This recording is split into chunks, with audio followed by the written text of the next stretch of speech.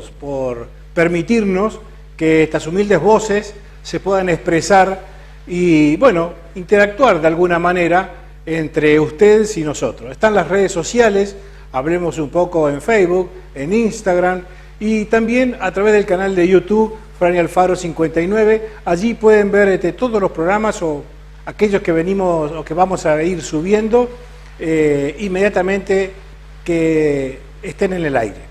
Así que hecha la presentación, arrancamos porque hay mucha información, como decimos siempre, como fue días atrás cuando hicimos la presentación en el programa Notidiario. Dijimos que íbamos a hablar de muchos temas, pero sobre todo focalizado a lo que es la provincia y el municipio.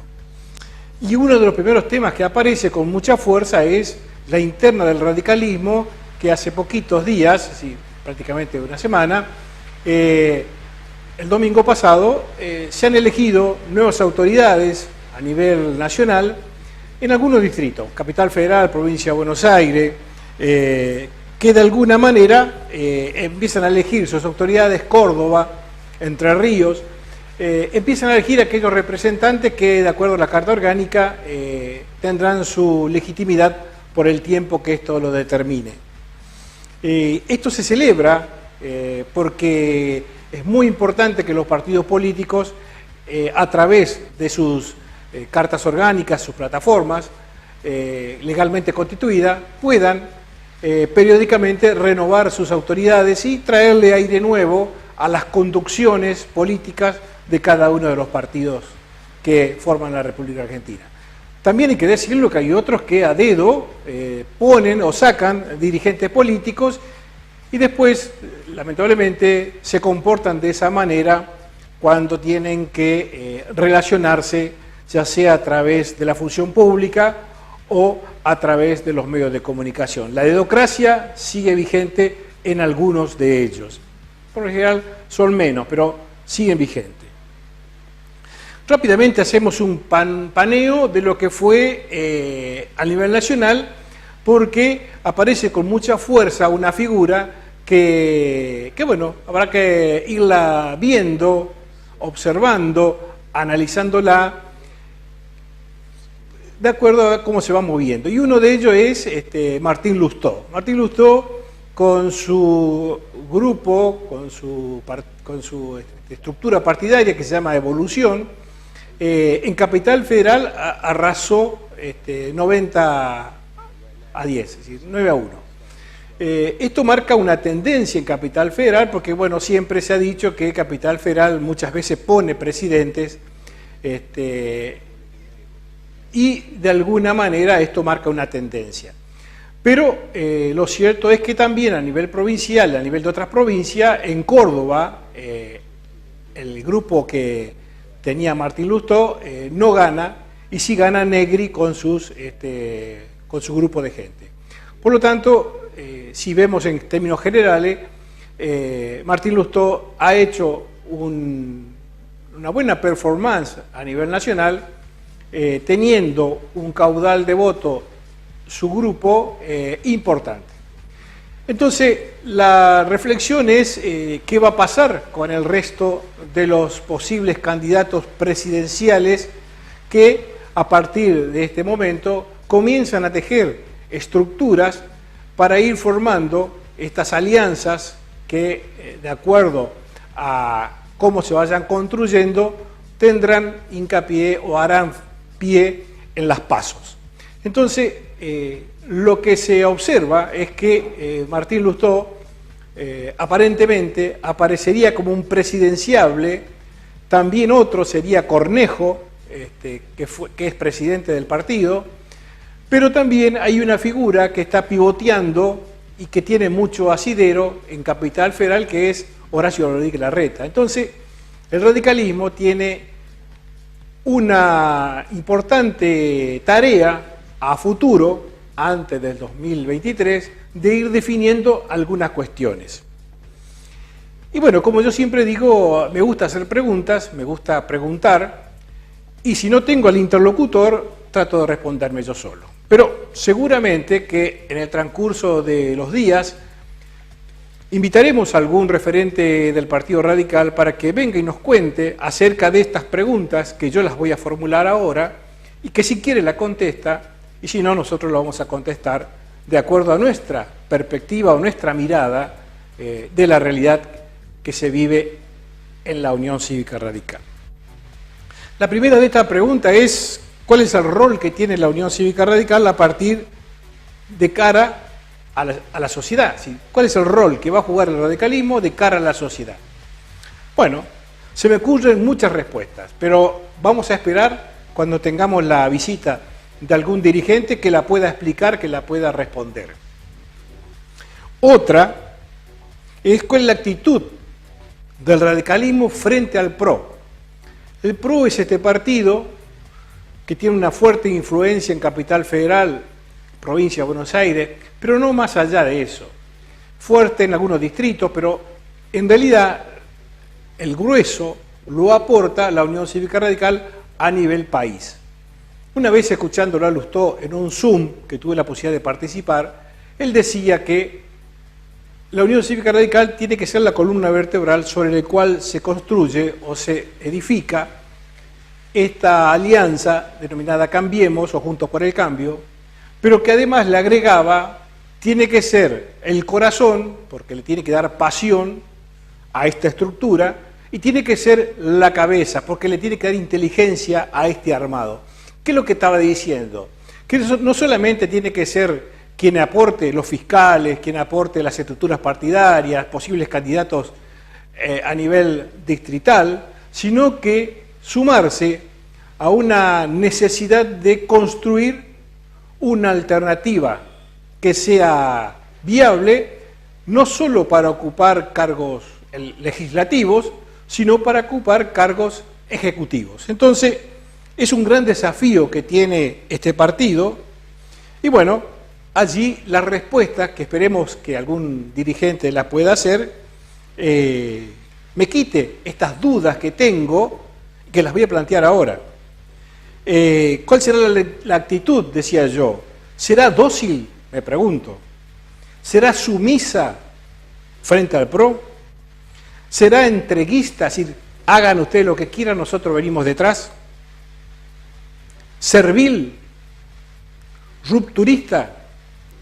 Bueno, son preguntas que me las hago y que seguramente la Unión Cívica Radical tendrá respuestas a estas y otras preguntas que seguramente nos haremos en este tiempo que se avecina, que es de construcción de alternativas viables para gobernar la República Argentina, que no va a ser fácil, que no va a ser nada fácil. Pero bueno, son ellos, los hombres y las mujeres, que se están preparando para estos eventos, si así Dios lo permite.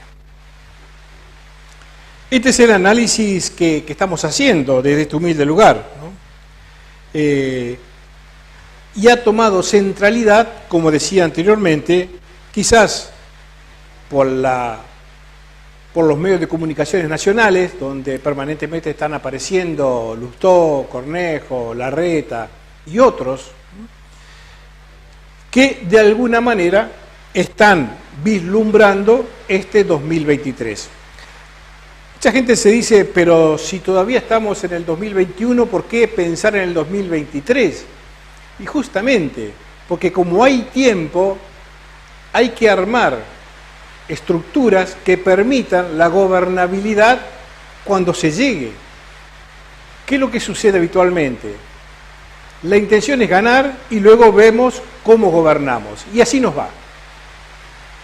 Creo que la sociedad le está pidiendo a la clase política que genere aquellas estrategias de gobierno que sean viables y que se las cuenten a la sociedad para que luego la sociedad pueda discernir entre una propuesta u otra y así votar con mayor conocimiento acerca de lo que se nos viene.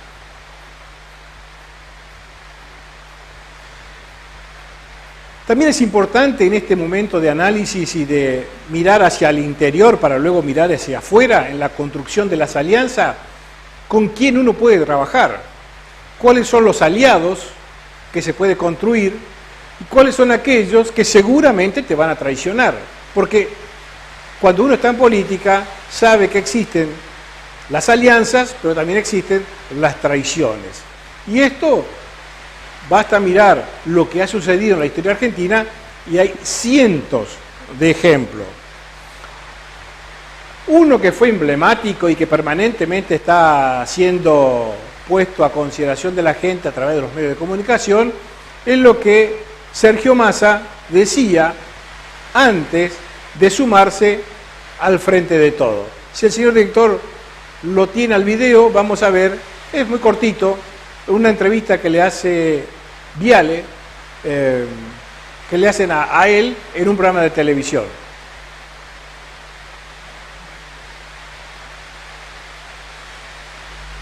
Si ganas ahora las PASO y ganas en octubre, lográs ganar del kirchnerismo, no te vas a volver a juntar con los kirchneristas, ¿no? Nunca más.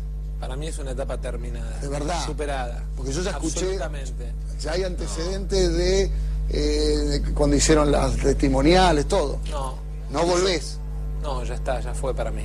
Para mí es una etapa terminada, Jorge. Y tiene que ver, te diría, con una convicción, que es sentir que no tengo nada que ver ni con Moreno, ni con Delía, ni con La Cámpora. Yo no tengo nada que ver con eso. Y entonces no puedo volver para atrás. Digo, hicimos el esfuerzo de plantearnos ir para adelante, porque creemos que hay sectores que lo único que hacen es cuestionar, excluir, patotear. Yo la verdad que no tengo nada que ver con eso. Yo siento que la política tiene que ser alegría, tiene que ser gestión, tiene que ser resultado para la gente. Eso tiene que ser la política. Bueno,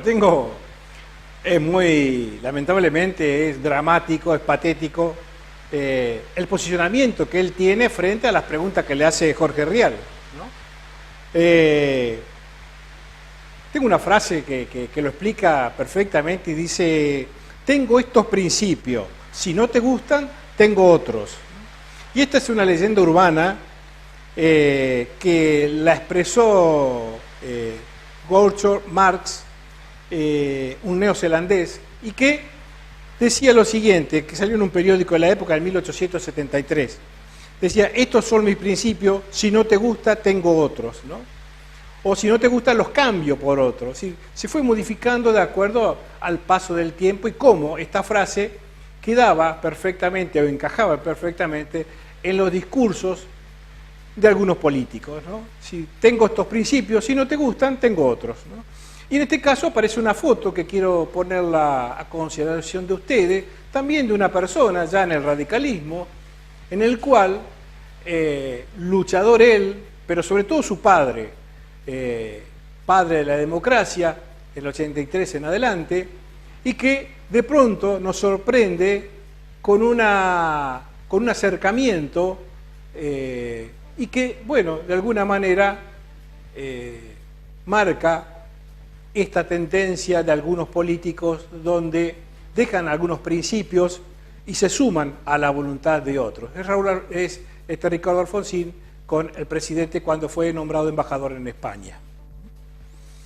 Como decía anteriormente, en el campo de la política partidaria, específicamente dentro de Cambiemos, se comienzan a manejar algunos hilos que nos van a conducir seguramente a un frente y que con el transcurso de los días, de las semanas, de los programas, iremos viendo cómo estos frentes empiezan a ampliarse, empiezan a tener mayor base de sustentación, empiezan a incorporar otras ideas e ir construyendo esto que se llama, de alguna manera, alianzas, convergencias, frentes que permiten gobernar una nación, una provincia, un municipio. Para terminar, en este caso, nombro la lista que quedó plasmada a nivel provincial, que presidente Jorge Monge, vicepresidente primero Flavia Pamberger, vicepresidente segunda Marilán Romero, que es de San José de Feliciano, secretario Pablo Soria, bueno, vienen varios de ellos, y en quinto lugar, vocal titular Rafael Arévalo. Después viene en octavo lugar Gracia Jaroglaski, es decir, personas sumamente importantes en la vida política de las localidades, pero que luego son trasladadas a nivel provincial para conducir los destinos del partido. El siguiente tema tiene que ver con, bueno, este vacunatorio VIP que ya lo veníamos nosotros diciendo a través de las historias de Instagram que yo las publicaba y que después se reflejaban en Facebook a través de Hablemos un poco y allí aparecían, y también en el canal de YouTube Fray Alfaro 59, donde están apareciendo los programas que nosotros ya hemos emitido.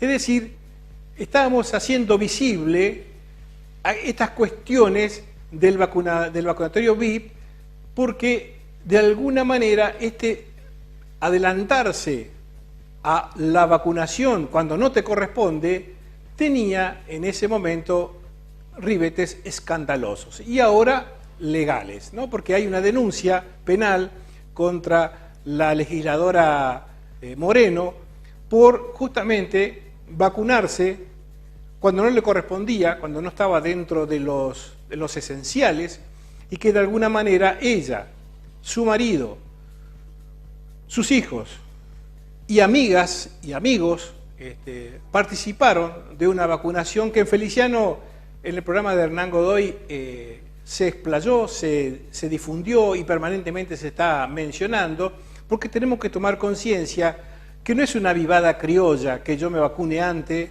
o que pase la lista cuando a mí no me corresponde vacunarme. Es decir, es una vivada como consecuencia de la impunidad que se pretende tener y que muchas veces se tiene como consecuencia del poder político que le han dado los votos. Y los votos no te dan ese poder político para que hagas lo que quieras, sino para que hagas lo que debes hacer dentro del marco de la ley. Y en este caso el marco de la ley era: no tenés que irte a vacunar porque no te corresponde todavía vacunarte. Primero son los esenciales, primero era el personal de salud, luego venía el personal de seguridad, luego, bueno, y así sucesivamente, personal del Ejecutivo, sucesivamente se venían descartando todas estas áreas que debían vacunarse, pero no estaban dentro de las prioritarias los legisladores, sus familias, sus amigos, sus parientes, etc. Entonces, esto tiene que tenemos que tomar conciencia, porque no puede ser que nos sigan basureando como nos están basureando cuando se adelantan en la fila, no por adelantarse, sino porque muestran la chapa de legislador, de legisladora, y vos quedate atrás, vos esperame que yo soy esencial, porque mi función es esencial dentro de lo que se llama estructura orgánica del Poder Ejecutivo Nacional o provincial o municipal.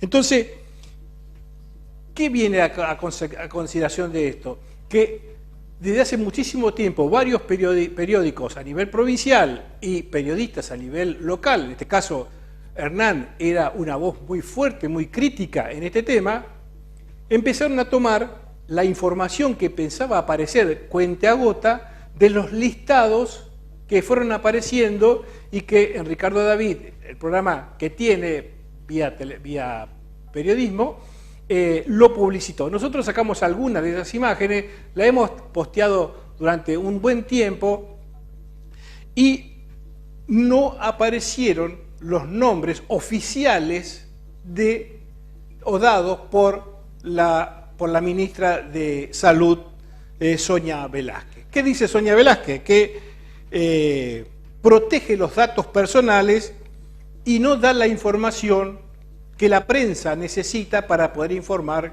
con seguridad o con certeza. A contraparte de esto, la ministra de Salud de la Nación, Carla Visconti,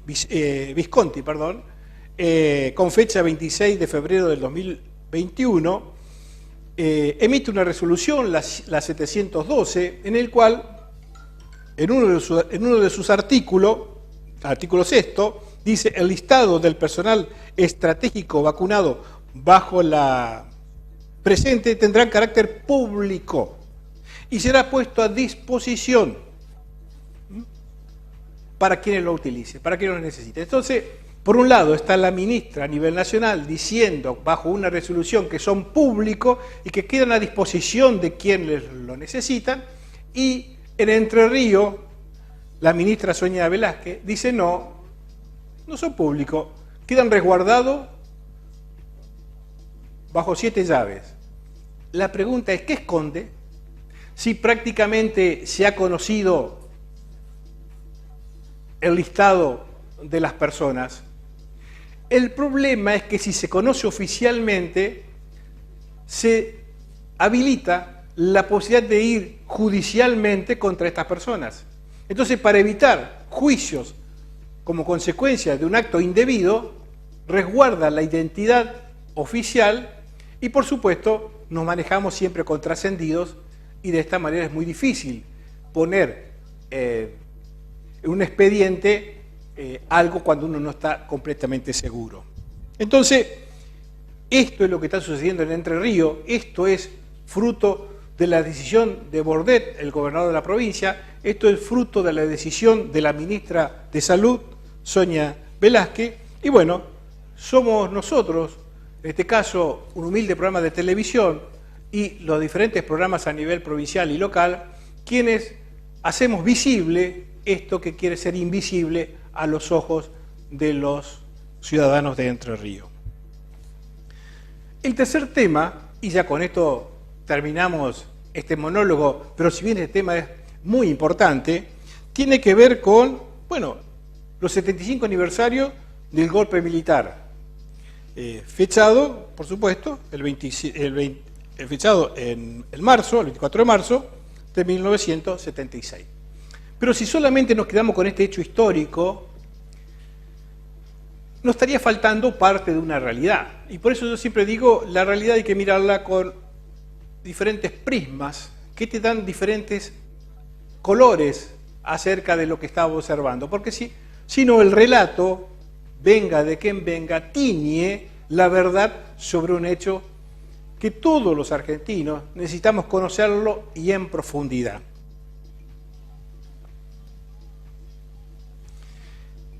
¿Qué decimos de este tema? De este tema, para analizarlo hay que arrancar mucho tiempo antes, y yo diría fines de la Segunda Guerra Mundial, 1945.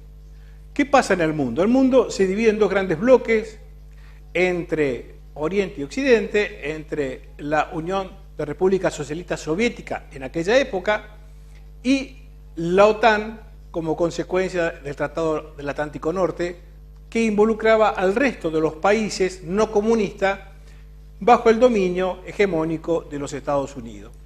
Se separó el mundo en dos grandes facciones y esto trajo como consecuencia, bueno, que el mundo dividido en dos partes finalmente se pudiera subdividir en una tercera parte. Y esta tercera parte fue el tercermundismo, lo que se conoció luego de la Segunda Guerra Mundial, una zona que fue Latinoamérica y Centroamérica, donde no proliferarían las armas nucleares, donde estaría la paz como proceso de construcción política, social, cultural, religiosa. Entonces, de alguna manera, estos bloques que se habían separado, aislado, que en su origen estaban juntos porque estaban peleando contra el Tercer Reich de la Alemania nazi, que luego, finalizada la guerra, estos se separan y cada uno toma caminos diferentes, desde lo político, estratégico, que ya muchos conocen.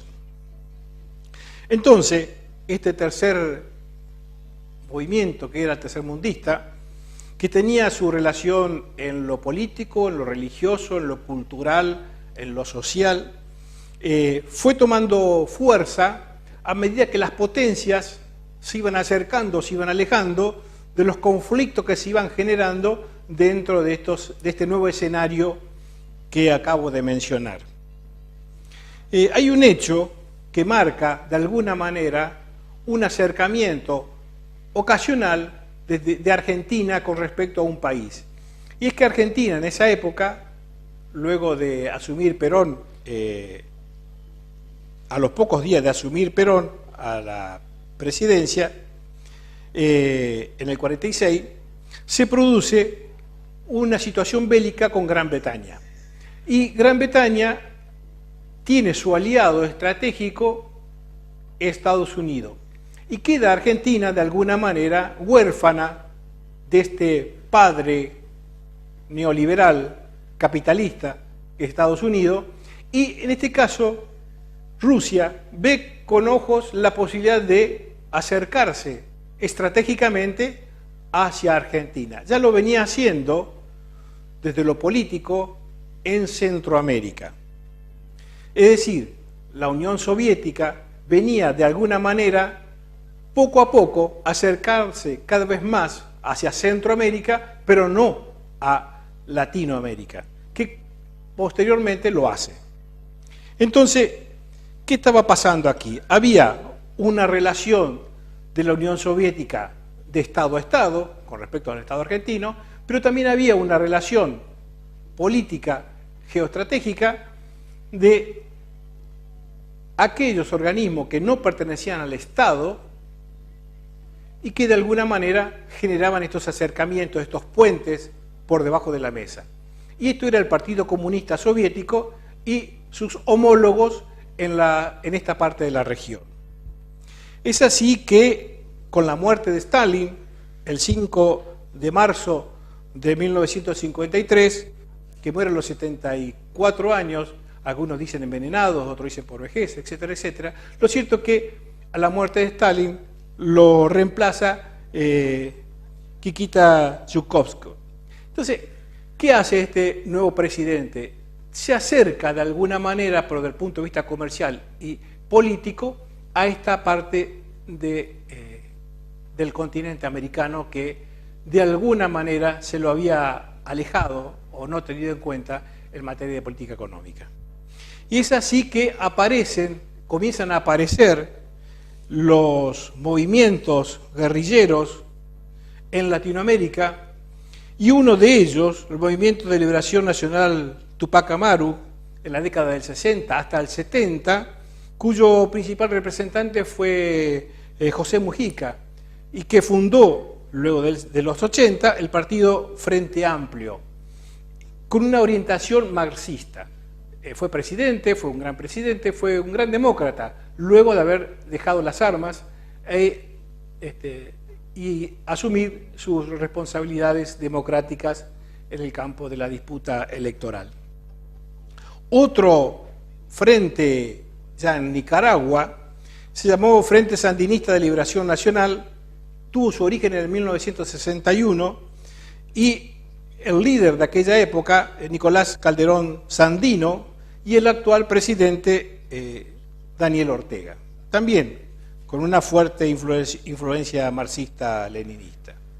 Luego vienen las Fuerzas Armadas Revolucionarias de Colombia, el FARC, una fuerza que sigue estando en Colombia, ya disminuida su virulencia, pero que ha tenido gran parte del territorio colombiano bajo sus dominios. También las FARC tenían una ideología marxista-leninista. Y finalmente, bueno, aparece el Ejército de Salvación de Liberación Nacional en México, en Chiapas, con el subcomandante Marco, y también marxista-leninista su ideología. Es decir, todos estos movimientos revolucionarios que fueron apareciendo en Centroamérica, de alguna manera daban pie a que el resto de Sudamérica comenzara a enamorar a jóvenes idealistas bajo esa denominación que era el marxismo leninista o el marxismo maoísta, con Mao a la cabeza, pero estas ideas se combatían a través de las armas. Entonces, no toda la juventud se enroló bajo estas ideas y con estas formas de encarar las guerras, sino que muchos de los jóvenes empuñaban otras armas, como era la música, el arte, la cultura, etcétera, etcétera. Lo que vemos en Argentina es que esto cala muy fuerte y esta situación vivida en Centroamérica comienza en Argentina a tomar ribetes bélicos, extremistas, que generaban muerte y que generaban de alguna manera personas fallecidas, ¿no? Entonces, ¿cuál es uno de los principales movimientos que aparece? Frente Argentino de Liberación, el FAL, que aparece en 1963, y era Fuerza Argentina de Liberación, una organización guerrillera con una ideología marxista. Luego aparece las Fuerzas Armadas Revolucionarias, el FAR, con R, una fuerza de organización política armada organizada a fines de la década del 60, y con unos ribetes muy similares al Che Guevara en Bolivia, sí, también marxista-leninista. Después aparecen las Fuerzas Armadas Peronistas, FARP con P, es una acción política de guerrilla urbana en 1968. Aparece luego el Ejército Revolucionario del Pueblo, el ERP. El ERP y los montoneros van a tener una fuerte incidencia en lo que viene a posteriori, pero antes del 24 de marzo. Es también una orientación marxista-leninista y cuyo representante más importante era Mario Roberto Santucho. Y finalmente, los montoneros, ¿no?, en la década del 70, una juventud con ideales, con nobles ideales, pero que para llevarlo adelante encaraban las armas como forma de poder cambiar ese orden constitucional y político de la época. Entonces, lo que se estaba observando era que habían movimientos insurgentes en Centroamérica y Latinoamérica que de alguna manera estaban minando los procesos políticos no democráticos que se daban en esos respectivos países. Entonces, surge también en paralelo, así como el comunismo invadía territorios de Centroamérica y de América con su ideología, lo mismo estaba sucediendo desde el punto de vista del neoliberalismo norteamericano capitalista, con lo que se llamó la Escuela de las Américas, que se fundó en 1949 en Panamá bajo el patrocinio del ejército norteamericano. Era un centro de adiestramiento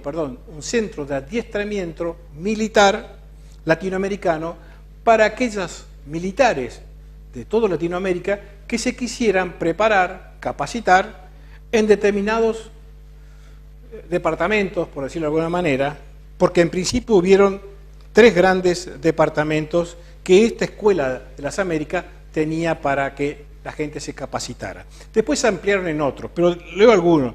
La contrainsurgencia, seguridad interior.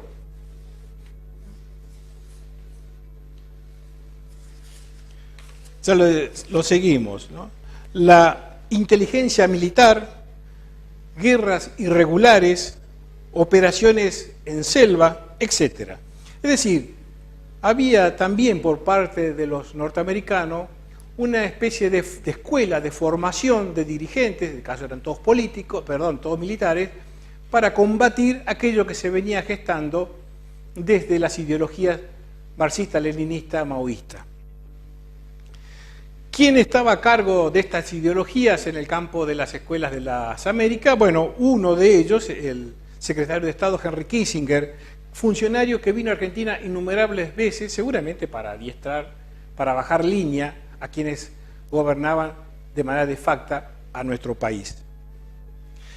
Hay un hecho que marca un punto de quiebre y que es en este caso, el derrocamiento de Arturo Illia el 28 de junio de 1966.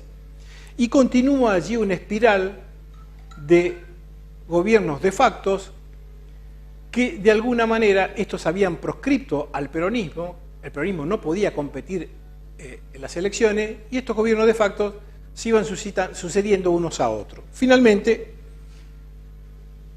por no poder sostener estas violentas luchas que se producían de las guerrillas contra los gobiernos de facto, se llama a elección en 1973 y gana Cámpora. Cámpora Perón seguía en Puerta de Hierro en España, exiliado. Cámpora gobierna por 49 días. Estos 49 días fueron de alguna manera decisivos para la vida de quienes fueron juzgados por los militares en los juicios que tuvieron, fueron sentenciados. Entonces Cámpora lo que hace 3 o 4 cosas que llamaron la atención y que de alguna manera marcaron el camino que se siguió a posteriori. Primero, la amnistía e indulto a aquellos guerrilleros que fueron procesados, que fueron enjuiciados por los tribunales de la Cámara Penal Federal que había en aquella época. Y lo que hace también, este caso Cámpora, disuelve a estas cámaras que juzgaban a los presos. Y deroga parte del Código Penal en 20 artículos, ¿no? Y también lo que hace es separar a los jueces que estaban en estas cámaras. Entonces, de alguna manera blanquea una situación, genera amnistía, salen a la calle presos que habían sido condenados por terrorismo de Estado. Esto provoca un malestar hacia el interior del Partido Justicialista porque se reviven viejas traiciones que se habían producido y que de alguna manera se esgrimen en las calles estas luchas internas. No voy a entrar en detalle de este tema porque forma parte de la historia, el que quiere la puede leer, hay mucha bibliografía con respecto a esto, pero sí lo que sucede a posteriori es que gana Perón y Perón, la fórmula era Perón-Perón, ¿sí? Juan Domingo Perón e Isabel Martínez de Perón.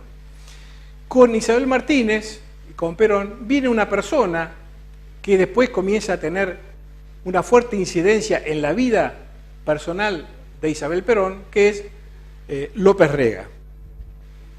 López Rega, de alguna manera, comienza a organizar a través de sindicatos, Policía Federal, Armada, una especie de, también, grupos insurgentes, pero que les llamaron la AAA. ¿Qué era la AAA? La AAA era la Alianza Anticomunista Argentina. Es decir, armados, eran paramilitares que de alguna manera se enfrentaban con la gente del ERP y con la gente de los montoneros. Hay un hecho muy importante que también se menciona y que es muy conocido, que es la masacre de Ezeiza. Un hecho en el cual el Partido Justicialista, con todas sus vertientes, había organizado, a través de un palco, el arribo de Perón y toda su militancia estarían pronta a darle la bienvenida y, por supuesto, como líder político, a sostener esta figura a nivel nacional. Lo que sucede es que, bueno, parte de lo que he leído, la organización de seguridad que debía existir estaba dada por la Policía Federal y parte de otras fuerzas políticas, perdón, otras fuerzas de la policía, pero parte del peronismo decide tomar ello, la seguridad de este evento, y la columna importante de montoneros que venía transitando para ocupar los primeros lugares en este palco, se enfrenta con un impedimento y por lo tanto las armas presentes en el lugar hicieron que se empezaran a disparar tiros, proyectiles, dejando muertos, heridos y una herida, si se quiere, en lo social, que ha costado muchísimo irla suturando con el paso del tiempo. Es decir, en el gobierno de Isabel Perón comenzaron a gestarse aquellas herramientas legales que permitieron en manos de los militares hacer el desastre humanitario que generó la dictadura militar. Yo no voy a dar nombres, no voy a dar cifras, no voy a catalogar si fueron la teoría de los dos demonios, si fue la guerra, una guerra entre facciones. Dejaré eso a que cada uno lo catalogue de acuerdo a su creencia y a su forma de entender la realidad.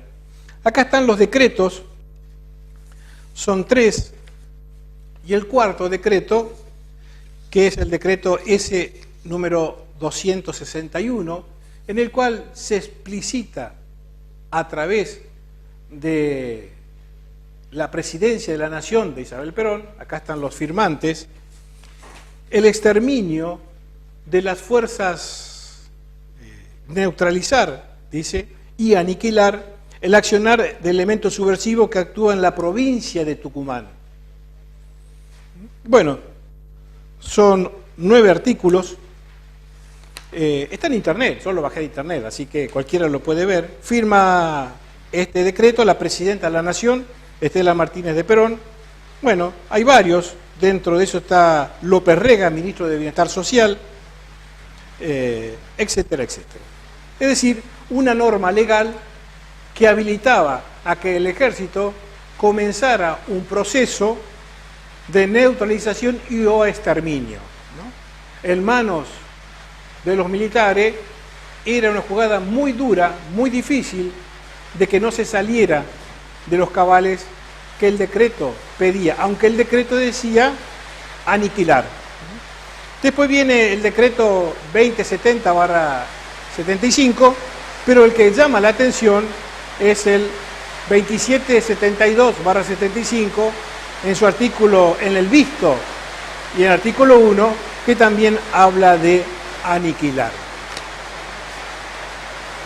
Llegamos finalmente a 1983, el 10 de diciembre gana Alfonsín, y con el regreso de la democracia, en los primeros días, una decisión que toma Alfonsín y que el Partido Justicialista no acompaña, fue armar una comisión que se llamó la CONADEP para que juzgue a estos militares que habían cometido estos actos de vandalismo, de genocidio, etc. Es así que la CONADEP comienza las primeras audiencias judiciales, se da el 22 de abril del 85 y finaliza en el 9 del 12 del 85. Y la causa número 13, año 1985, que finalmente da por juzgado a los militares y que a posteriori vienen una amnistía por parte de Alfonsín y que posteriormente Menem viene con otro punto final de parte de Alfonsín y amnistía por parte de Carlos Menem. Es decir, la historia se siguió tejiendo ya con otros actores, pero que siempre estuvo presente desde Alfonsín en adelante la posibilidad de ir cerrando esta grieta que lamentablemente cada 24 parece que hay mucha gente interesada en seguir abriéndola.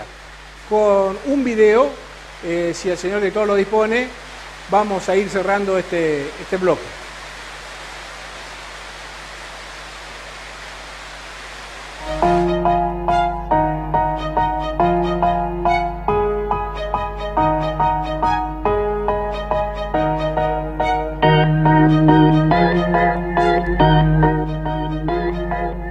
Quiero utilizar una frase que no me pertenece, porque pertenece ya a todo el pueblo argentino. Señores jueces, nunca más. Silencio en la sala.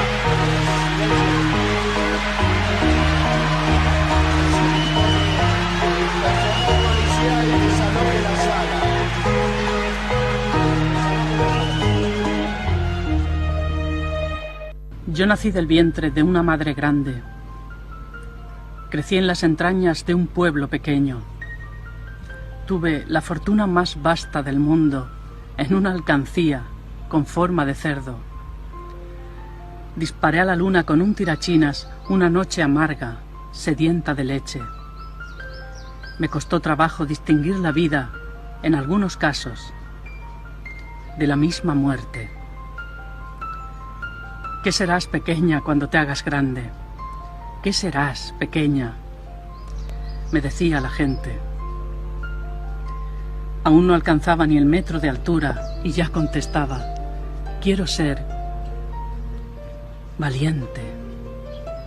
Quiero ser poeta de la gente triste, no olvidar a nadie que tenga una pena.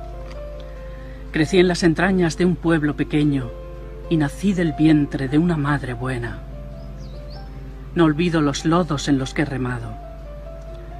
Soy de la estatura de quien tengo enfrente. Aún no ha nacido ningún ser humano que busque mis manos y no las encuentre. Puede que enloquezca de tanta cordura, puede que enmudezca de gritar tan fuerte, pero si me duermo por todos los siglos, dejadme que sueñe que es posible un mundo para los que sufren, que es posible un mundo para los que sobran, que es posible un mundo para los que pierden y es posible un mundo para los que estorban. Aún no alcanzaba ni el metro de altura y ya contestaba: quiero ser poeta. Aún no ha nacido ningún ser humano que no tenga un sitio en mi humilde libreta.